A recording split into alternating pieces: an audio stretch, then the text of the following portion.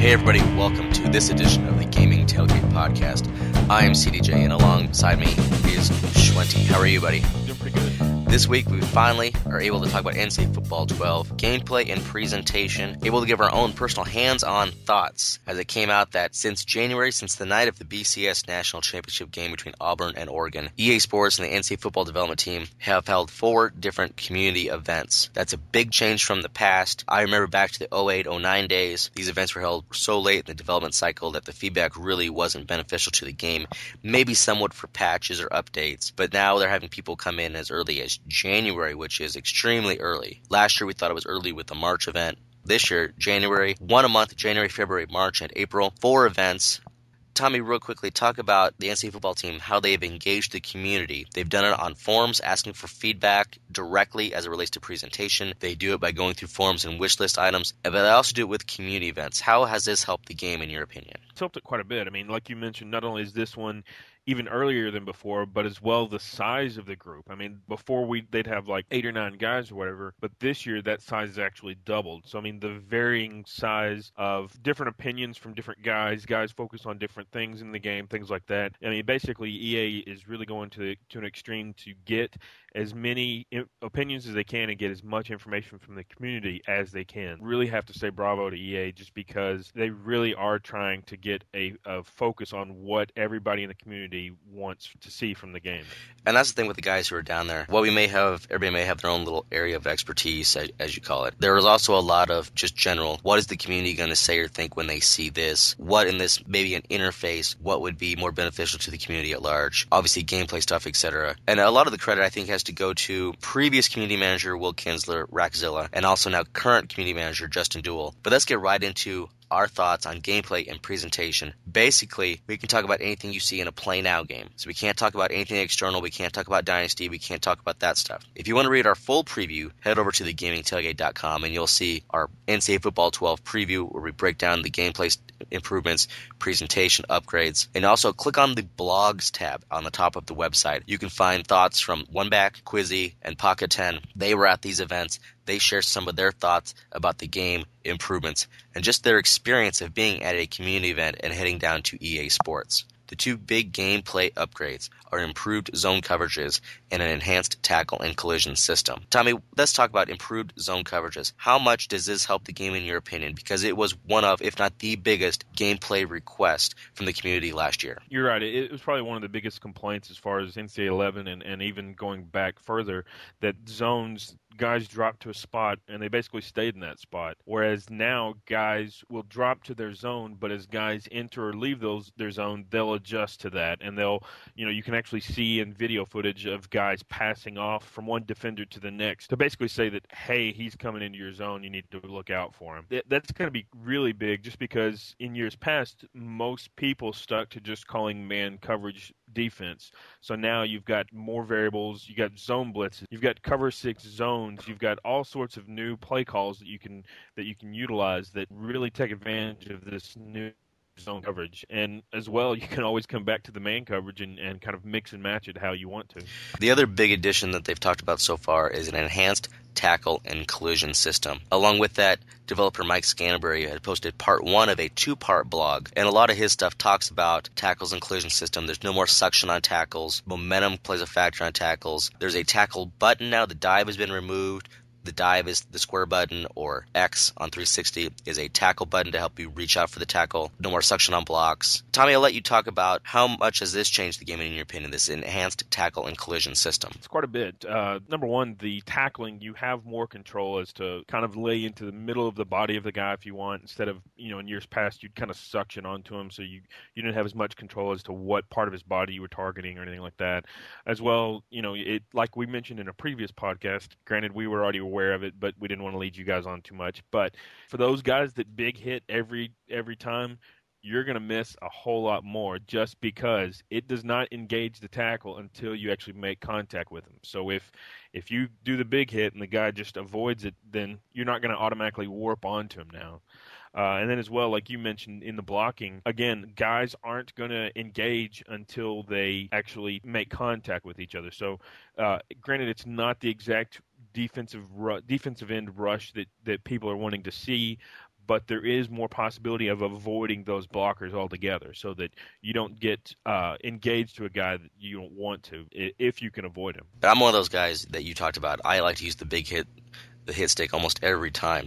Playing down at EA against people, I had some success with it, but you're right. All it took was 2 or 3 times where I missed and they got by me, and that really could change the outcome of a game. And that's much like real life, where if a player is aggressive on defense, always going for the big hit, they might wrap up, they might get the hit more often than not, but it's only going to take 1 or 2 or 3 missed tackles to completely change the complexion of the game. Also new are double hit tackles. Tommy, I'll let you talk about this. This was something that visually I think adds a lot to the game. Agreed. I mean, in the past we got pro tack, which was basically the ability for multiple people to make tackles. But as a lot of people saw, it was more or less kind of scrum tackling, to where guys would kind of latch on to the tackle and eventually the ball carrier would go down. But now instead, it's actually two guys can collide to make tackles, and matter of one guy can hold up another one and the other one come in and clear it through. There's no longer the fact of guys being stuck into an animation and therefore you not being able to tackle him. Instead, you will be able to knock him down. If he's stumbling down, you'll be able to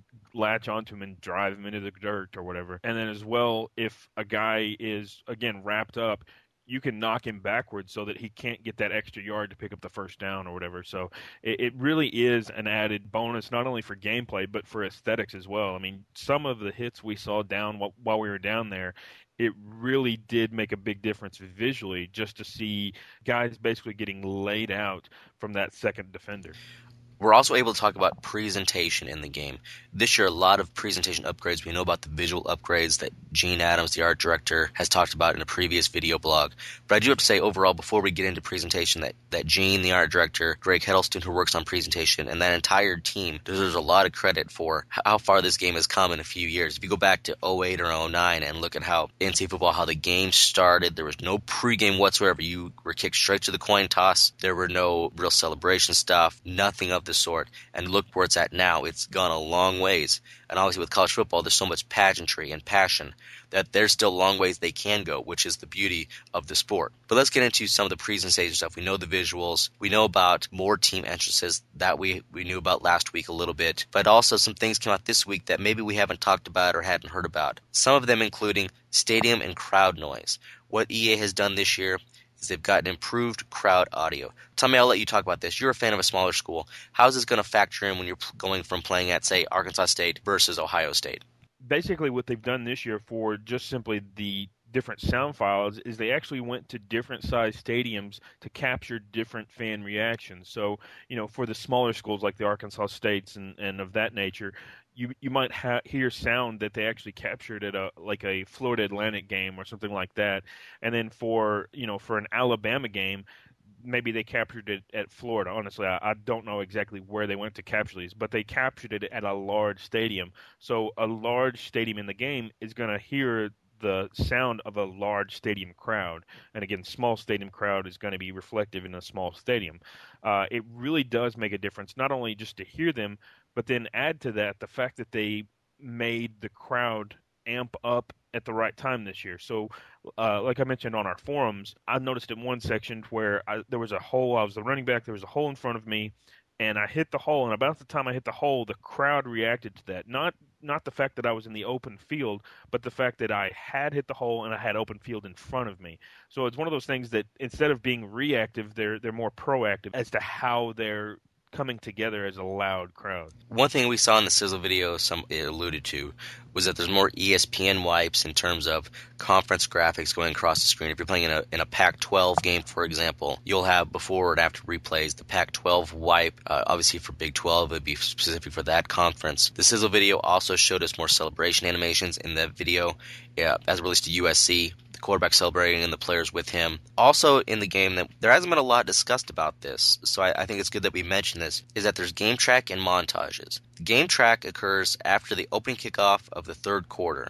What happens is Brad Nessler will then toss it down to Erin Andrews on the field, and as she's giving an update from the coaches or an update on the game, they'll be showing some of the big plays of the day. Then it'll go back up to Brad in the studio. That is definitively always after the opening kickoff of the third quarter. Montages, now they may be labeled as a game track, I'm not sure. I have not seen the wipe attached to that. But montages basically will kick in when a player or a team is having a standout day, positively or negatively. What will happen is then Brad and Kirk will talk about the player or team, what's going on. And at that time, you'll also get replays of certain plays as it relates to what they're talking about. So the highlights this year will not only be, a game track is defined at a certain moment, but the montages could happen at any point in the game. When something big has happened, something bad has happened routinely, we'll get the montage.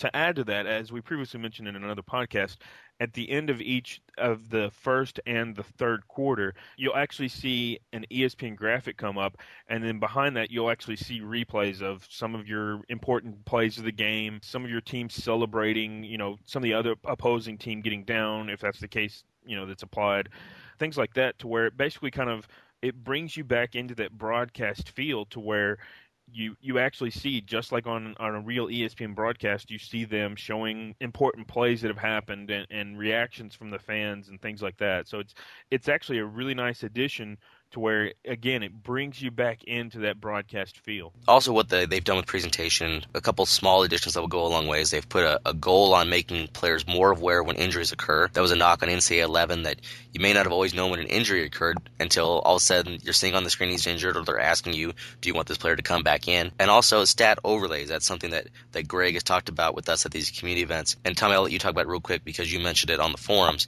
is that we'll see some of these stat overlays a little more often for players. Right. It seems like in the past that they were targeted specifically for hitting, kind of milestones for like 100 yards or a certain number of TDs or something like that. Whereas instead this year, they'll actually focus it to where seemingly a random number of like carries or completions or something like that, to where you'll see the guy has 12 carries. Well, he has 12 carries, but, different guys might have 100 yards, or another guy might have 10 yards or whatever. It's going to give you more of a feel as to what's actually happening instead of just simply highlighting those big day players. Now, obviously, those are not the only upgrades or changes to NCAA Football 12. There's a lot more to come, and I'm really anxious to hear what the community has to say and think about these new features. However, we can't talk about them until EA Sports has announced them. So I will say, if you didn't care about the gameplay much or the presentation much, just stay tuned. There's more to come before the game releases on July 12th. At thegamingtailgate.com, we have a poll up we created yesterday. Nearly 50 of you have already responded. We want to know, of the announced or confirmed features, which one are you looking forward to most? Now, one item on that list is custom playbooks. This is not something that EA formally came out and announced. However, Operation Sports, ESPN Video Games, and GamePro were able to put out in their previews custom playbooks. I'm guessing they weren't supposed to say it. There's probably a lack of communication somewhere. So it came out. EA Sports came out and said, yes, we can confirm custom playbooks for NCAA football. No further details at this time. There are also, and we knew this from the Madden 12 sizzle video, custom playbooks are in Madden 12, and they will work with your game plans and game flow. And also, no further details in that regard.